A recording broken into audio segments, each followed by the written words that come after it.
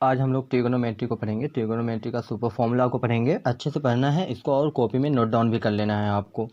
और ये बहुत इंपॉर्टेंट फार्मूला है आपके क्लास 10th के लिए। और सारा फार्मूला जो है बहुत अच्छा फार्मूला है। आपको इतना ही फार्मूला याद करना है जितना मैं आज आपको लिखा रहा हूँ, ठीक है। और इसी से आपका ऑब्जेक्टिव भी और सब्जेक्टिव भी दोनों आपका सोल्व हो जाएगा। चलो स्टार्ट करते हैं। सबसे पहले हम लोग जो देख रहे हैं ये साइन, ये देखिए साइन जो दिख रहा है ऐसा हम लोग जो लिख रहे थे एस आई ऐसा नहीं होता है, जबकि ये होता है एस आई एन ई। ये फुल नेम है हमारा ट्रिगोनोमेट्रिक रेशियो का, ठीक। ट्रिगोनोमेट्रिक रेशियो का दूसरा जो है उसी तरह में को लगा दिए तो क्या बन गया हमारा, ये बन गया हमारा कोसाइन। जैसे ये को लगाए और साइन में इसी में तो ये बन गया कोसाइन। उसी तरीके से एक होता है हम लोग का सेकेंड, इसी में अगर लगा देते हैं कोस प्लस सेकेंड तो ये हमारा बन जाएगा कोस सेकेंड। जैसे ही मिल जाएगा तो ये बन जाएगा कोस सेकेंड। उसी तरीके से फिर आगे हम लोग देखेंगे तो क्या होता है कि टेंजेंट। टेंजेंट जो होता है ये भी हम लोग को एक सर्कल में दिखने मिलता है। ये सारा जो है ना आप पढ़े हुए हैं नाम को, ठीक है ना। इसलिए हम चाहते हैं कि आपको कैसे याद करना है, तो इसी में आप को लगा लीजिए, को टेंजेंट हो जाएगा।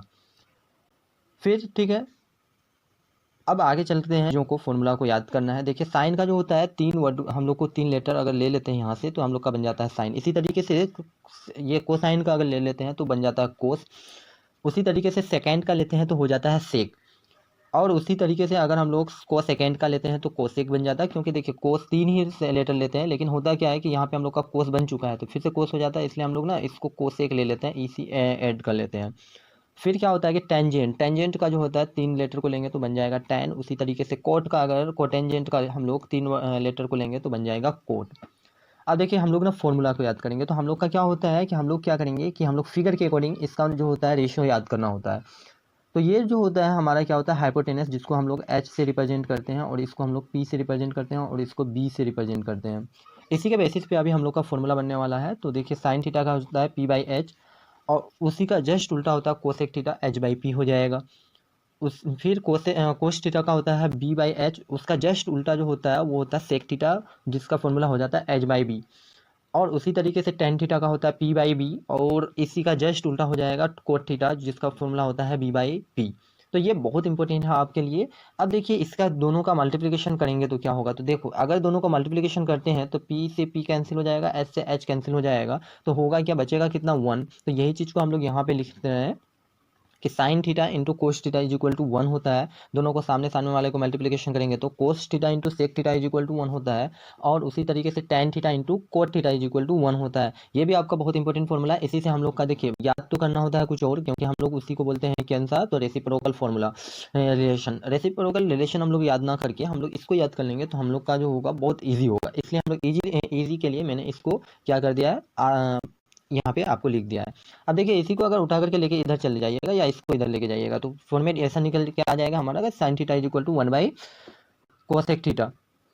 तो ये हम लोग मतलब आ जाएगा, ये रेसिप्रोकल हम लोग का फॉर्मूला है। उसी तरीके से इसका जो कोसेक थीटा को रहने देंगे तो वन बाई साइन थीटा हो जाएगा। फिर से अगर कोस थीटा को रहने देंगे तो वन बाई सेक थीटा हो जाएगा। उसी तरीके से अगर हम लोग सेक थीटा को उधर रहने देते हैं तो वन बाई कोस थीटा नीचे आ जाएगा। तो इस तरीके से tan theta is equal to क्या होगा, वन बाई कोट थीटा। और अगर cot theta is equal to क्या होगा तो वन बाई टेन थीटा। ये आप अगर इन तीनों को याद करते हैं तो आपका क्या हो जाएगा, पूरा याद हो जाएगा। तो ये आप लोग का याद करने के लिए है और बहुत इंपॉर्टेंट है आप लोग के लिए। क्लास 10th को आपको पास करना है तो इसको याद ही रखना होगा।